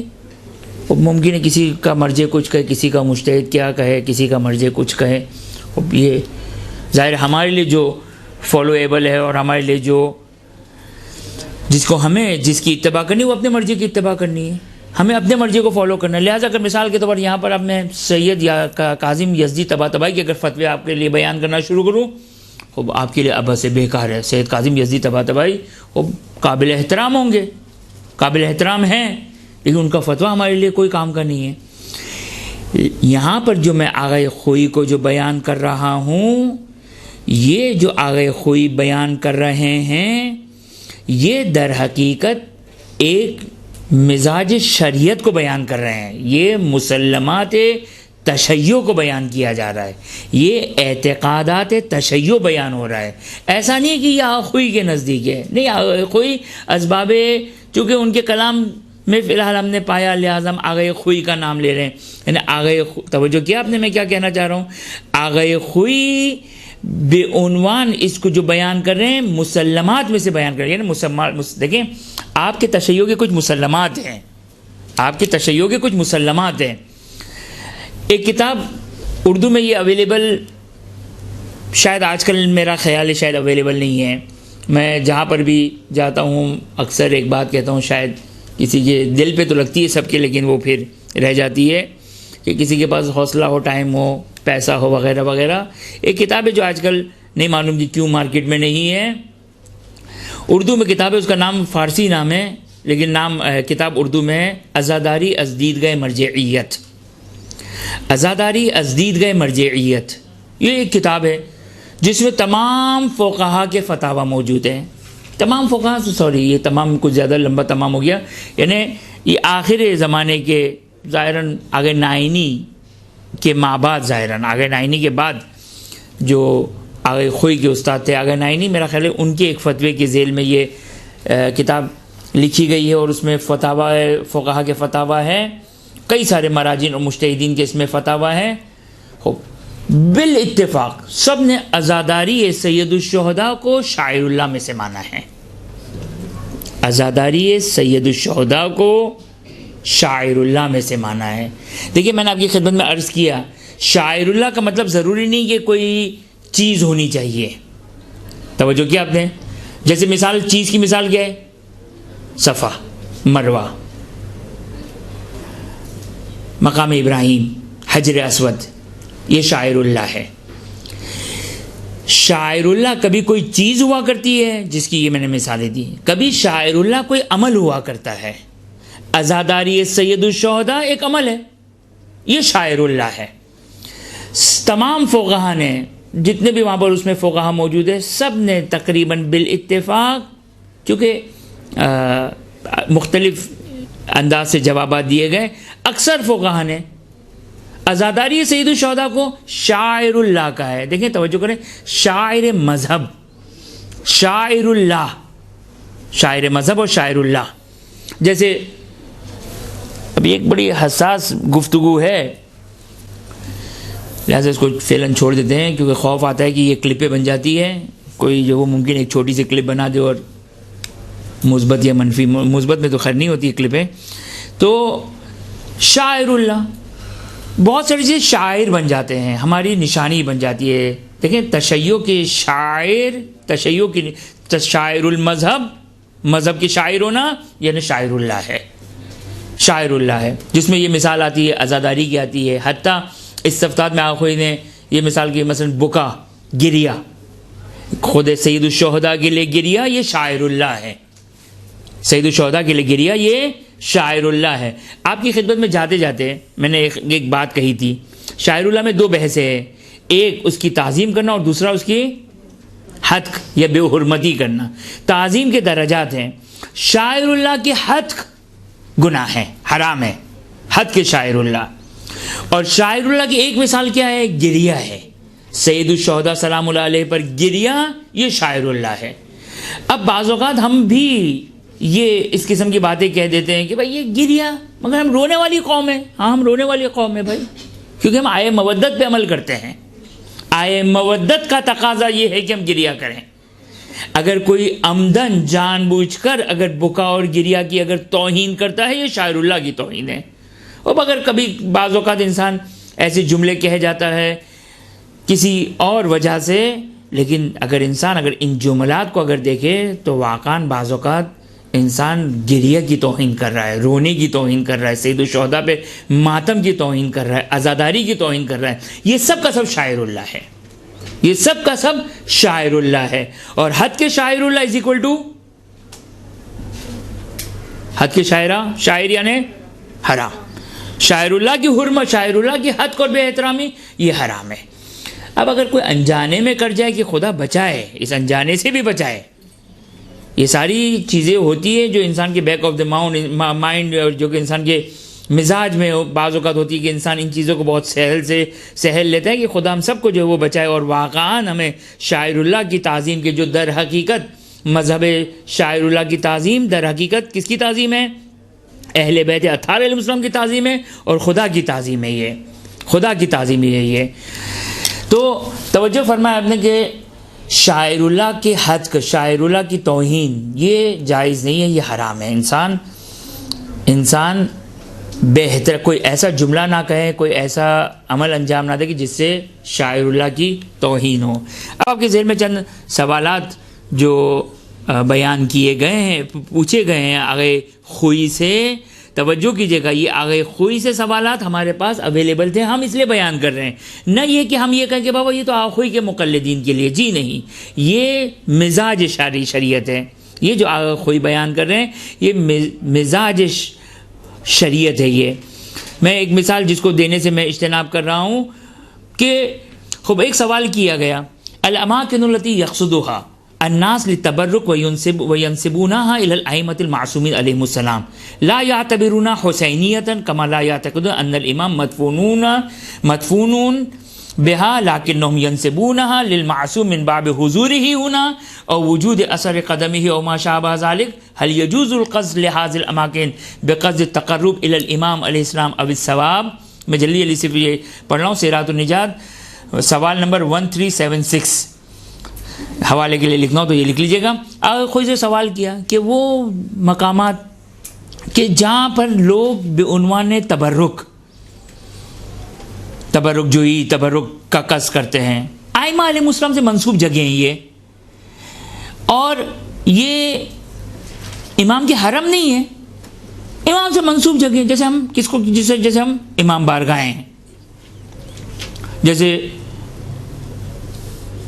یہ مسجد باب العلم ہے نا حیدری میں، مسجد باب العلم میں ذریعہ ائمہ علیہ السلام کی لا یعتقد ان الامام مدفون بها، ہم اعتقاد نہیں رکھتے کہ امام یہاں پر جو کہ وہ مدفون ہے، لیکن ہم اس سے تبرک حاصل کرتے ہیں. ینسبونها للمعصوم من باب حضوره هنا ووجود اثر قدمه وما شابه ذلك. هل يجوز القصد، آیا جائز ہے؟ توجہ کیجیے گا، سوال کرنے والا کیا سوال کر رہا ہے، جائز ہے. یہاں پر یہ بھی ایک بحث ہے کہ یہ جائز بمعنی مباح نہیں ہے. خیر جواب ایسے آئے گا وہ زیادہ واضح تر ہوگا. حل یجوز، آیا جائز ہے ان مکانات میں تبرک وغیرہ حاصل کرنا اور انسان متبرک ہو ان جگہوں سے؟ توجہ کریں، بقصد التقرب الی الامام علیہ السلام. یاد رکھیے گا، آج بعض اوقات ہمارے جوانوں کے ذہنوں میں ایک بات ہے، جب عزاداری کر رہے ہوتے ہیں تو ان کو ہو رہا ہوتا ہے پتہ نہیں میں مستحب کا انجام دے رہا ہوں یا نہیں دے رہا ہوں. یعنی ہمارے ایک ایسا مزاج بنایا گیا کہ اگر ہم مسجد میں ہیں تو اہل بیت سے دور ہیں، اگر امام بارگاہ اور امام بارگاہوں میں تو جیسے ہم خدا سے دور ہیں. بابا یہ دو چیزیں نہیں ہیں.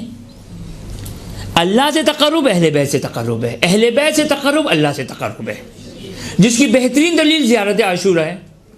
بہترین دلیل زیارت عاشورہ ہے.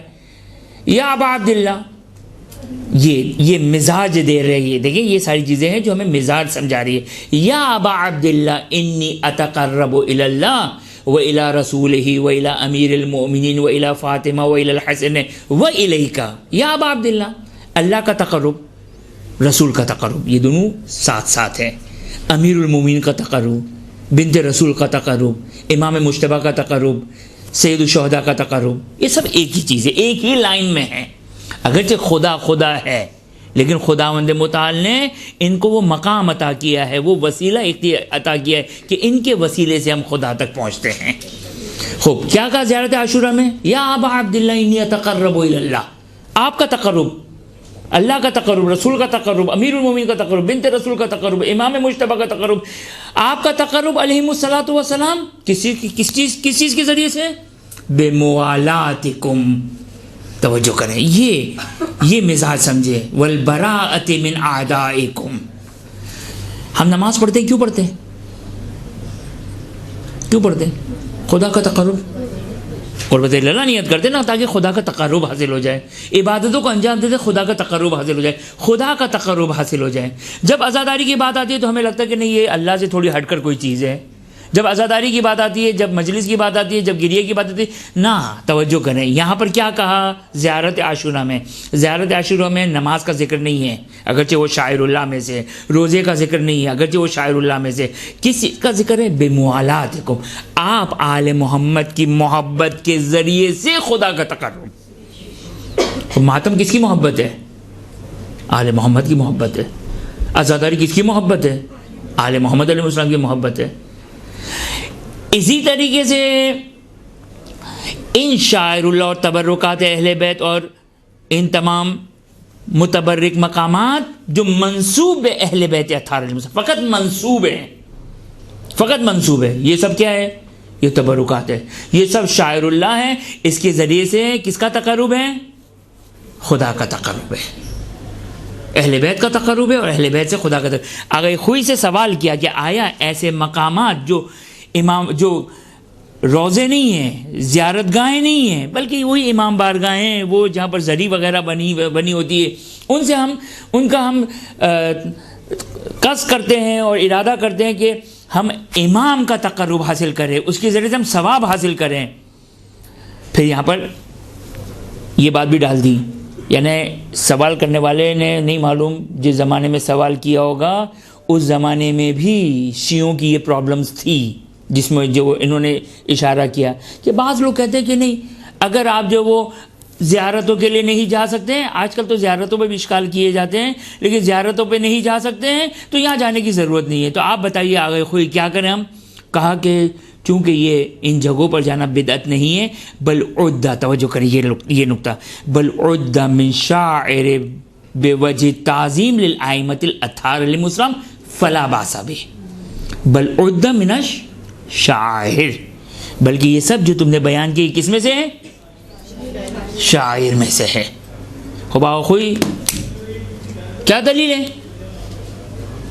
یہ شاعر میں سے کوئی روایت ہے، کوئی آیت ہے؟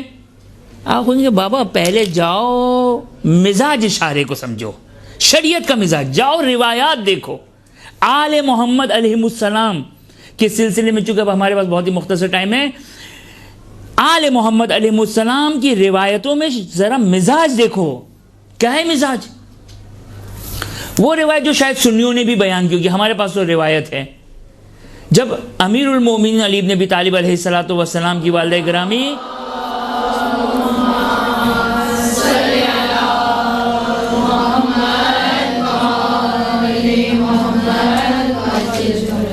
امیر المومنین کی والدہ گرامی کا انتقال ہو گیا، امیر المومنین رسول خدا صلی اللہ علیہ وآلہ وسلم کی خدمت میں تشریف لاتے ہیں اور ایک مرتبہ کہتے ہیں ماتت امی سلام اللہ علیہا. امیر المومنین فرماتے ہیں کہ میری والدہ کا انتقال ہو گیا. رسول فرماتے ہیں ماتت امی، میری ماں کا انتقال ہوا ہے. اس کے بعد کیا کیا رسول نے؟ یہ ہے مزاج، یہ ہے مزاج. کیا کیا رسول نے؟ مشہور و معروف حدیث ہے، ہمارے ممبروں سے بیان ہوتی ہے اور ظاہر مسلمانوں کی کتاب میں موجود ہے. کیا کیا رسول نے؟ رسول نے اپنا پیراہن دیا، اپنا لباس دیا، کہا جاؤ اپنی والدہ گرامی کو میرے پیراہن اور میرے لباس میں دفن کرو. اب یا رسول اللہ کیوں شرک کرتے نعوذ باللہ من ذالک؟ رسول کا پیراہن کیا ہے؟ شاعر اللہ ہے، متصل بدن مبارک ختمی مرتبت سے. اب حضرت یوسف کا پیراہن متبرک ہو سکتا ہے، رسول کا نہیں ہوگا. اب یہ ہے، توجہ کیا آپ نے؟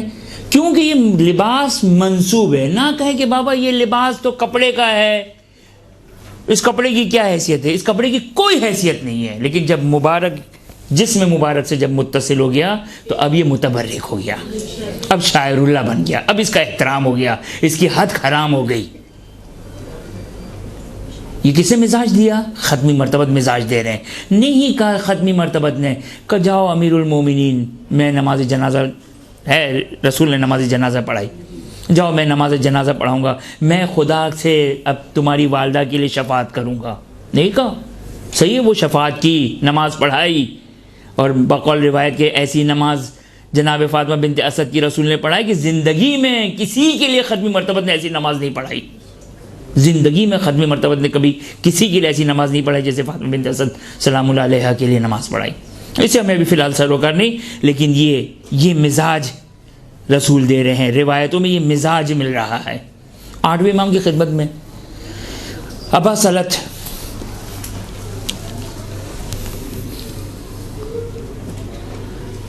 دیکھیں، یہ ہے مزاج.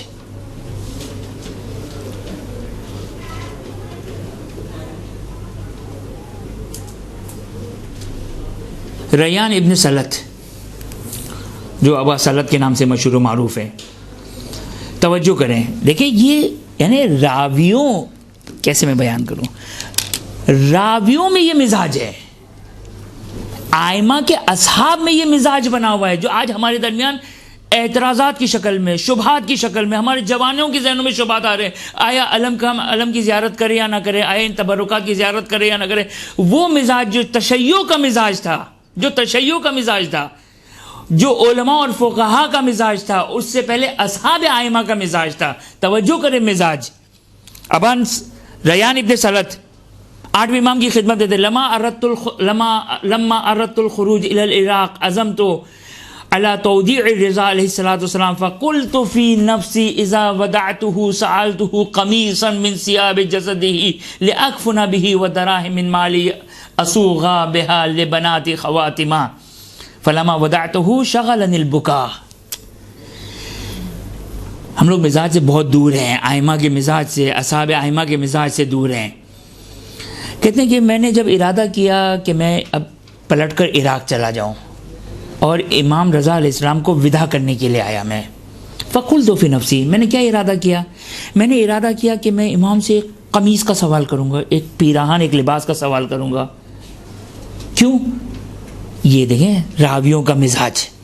آج اگر امام زمان آئیں گے تو ہم کہیں گے بابا یہ ساری بدعتیں ہٹائیے، آئیے کام کی بات کریں. نعوذ باللہ من ذالک. یہ کیا لگا رکھا ہے ہم نے؟ یہ کیا لگا رکھا ہے ہم نے؟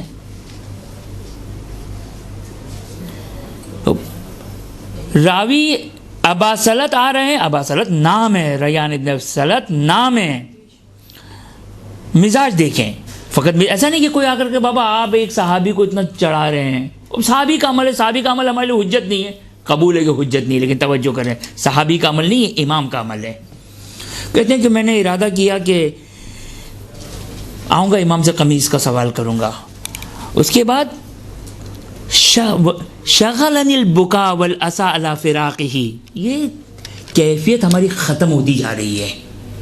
شغلنی البکا، امام کی جدائی اور امام کے غم اور گریہ نے مجھے فراموش کروا دیا.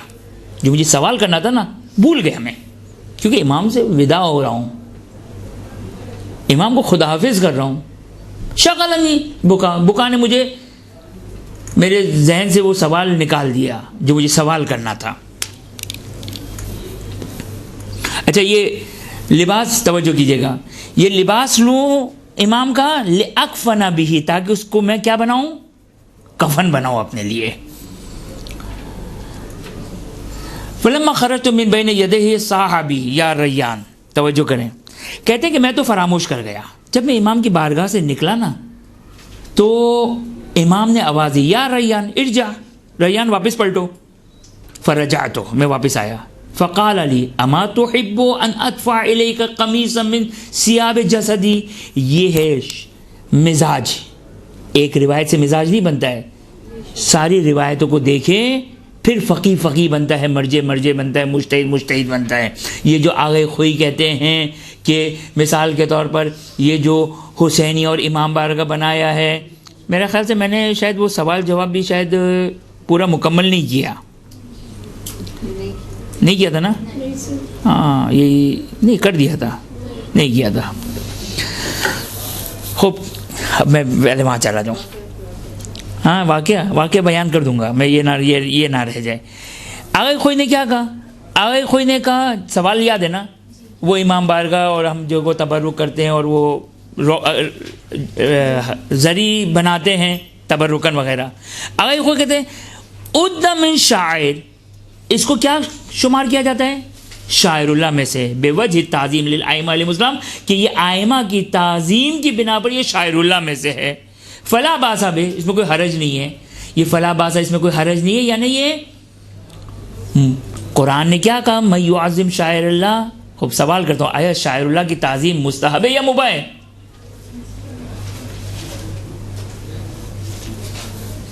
میں سوال کرتا ہوں، چلیں اس سے زیادہ آسان. قرآن کی آیت من یعظم شاعر اللہ فإنہا من تقوی القلوب، جو شاعر اللہ کی تعظیم کرتا ہے یہ اس کے تقوی کی علامت ہے. خوب تعظیم شاعر اللہ مستحب ہے یا مباح ہے؟ مستحب ہے، تقوی کی علامت ہے. تو یہاں جو آغا خوئی نے کہا کہ کوئی اشکال نہیں ہے، نہ یہ کہ کوئی اشکال نہیں ہے نہ مباح ہے، یعنی در حقیقت یہ شاعر اللہ میں جو ادنا من الشاعر، یہ شاعر اللہ میں سے ہے اور یہ شاعر اللہ کی تعظیم ہے. اور قرآن کی اس آیت کا اگرچہ آغا خوئی نے یہاں پر بیان نہیں کیا، لیکن اس سے ملتے جلتے جوابات میں آغا خوئی نے بعین ہی یہی آیت کوٹ کی تھی. یہی آیت کوٹ کی تھی. کون سی آیت؟ من یعظم شاعر اللہ، کہ یہ شاعر اللہ کی تعظیم میں سے ہیں. خیر اب آ جائیے وہ واقعے کی طرف. خوب، جب ریان ابن سلط واپس پلٹ کر گئے، بھول گئے، فراموش کر گئے، امام علیہ السلام نے فقال علی، راوی کہتا ہے کہ امام نے آواز دی مجھے، اما تحب ان ادفع ارجع، واپس پلٹ کر آؤ. صاحا، امام نے بلند آواز سے کہا ارجع، فرجعت، تو کیا کہا؟ ریان کہتے ہیں، ریان ابن سلط کہتے ہیں اما تحب ان ادفع الیک قمیصا من ثیاب جسدی، نہیں کہا امام نے یہ کیا خرافات لگائے ہوئے ہیں، نعوذ باللہ من ذالک. امام نے نہیں کہا بابا یہ کیا ہے، یہ کون سا دین ہے. امام مزاج بتا رہے ہیں. امام فرماتے اما تحب، نہیں چاہتے ہو کہ میں اپنی قمیض کی جو میرے جسد سے متصل ہوئی ہے وہ تم کو دوں؟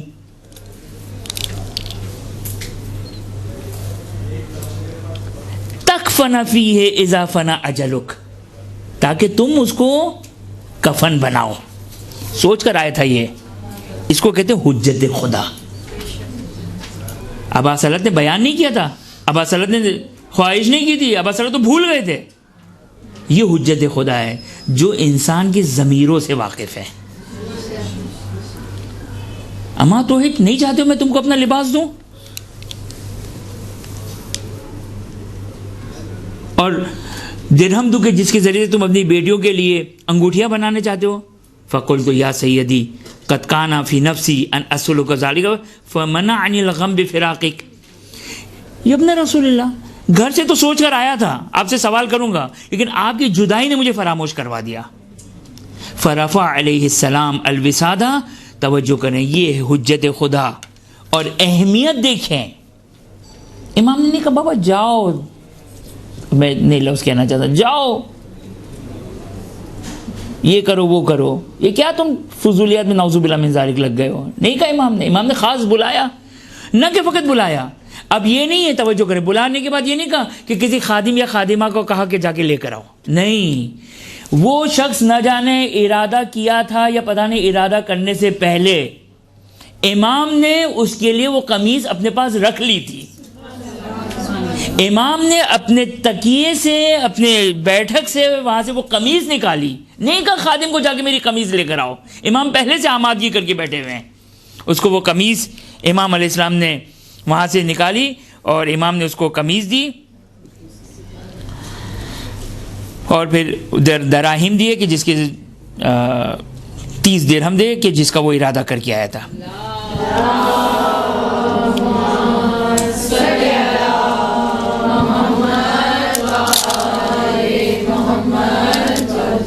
وقت تقریباً ختم ہو گیا، لیکن میں اس روایت کو ضرور بیان کرنا چاہتا ہوں تاکہ مزید ہمیں سمجھ میں آئے کہ شریعت کا مزاج سمجھنا ضروری ہے. توجہ کیجیے گا.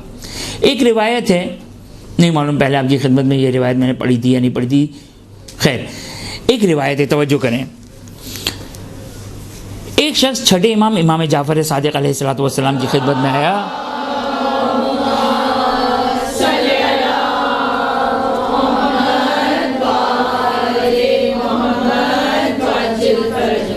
اب یہ توجہ کریں،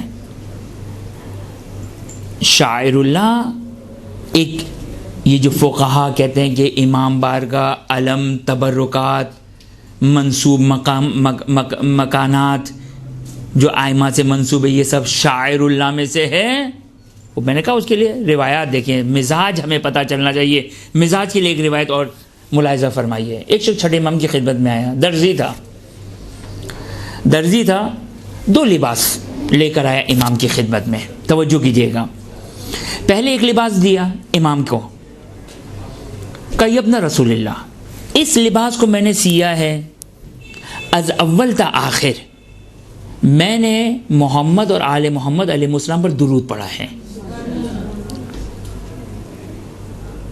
امام نے نہیں کہا یہ کہاں سے بدعت لے کر آئے، کوئی روایت ہے،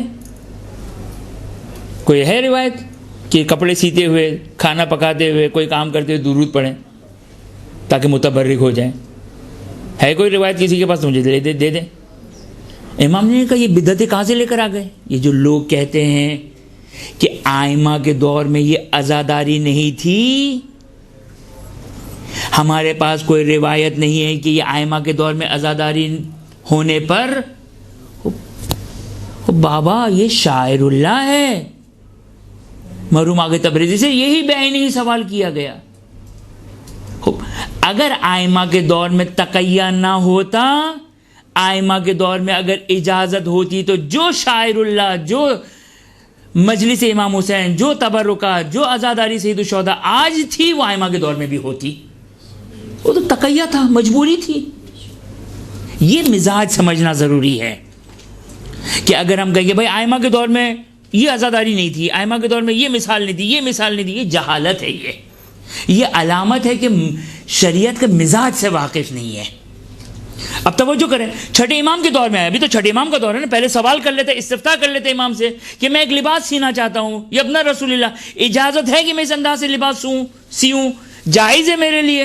نہیں، چونکہ وہ راوی شریعت کا امام کے مزاج سے واقف ہے، قرآن کی آیات کی مزاج سے واقف ہے. آیا ابن رسول اللہ اس لباس کو سیا میں نے، از اول تا آخر میں نے آپ محمد آل محمد علیہ السلام پر درود پڑھا ہے. خوب، ابن رسول اللہ یہ ایک لباس ہے. امام نے نہیں کہا یہ کیا بدعت لگا رکھی ہے، یہ کہاں سے تم لے کر آ گئے، کوئی روایت نہیں ہے. کیوں؟ اس لیے کہ وہ مزاج سے واقف ہے.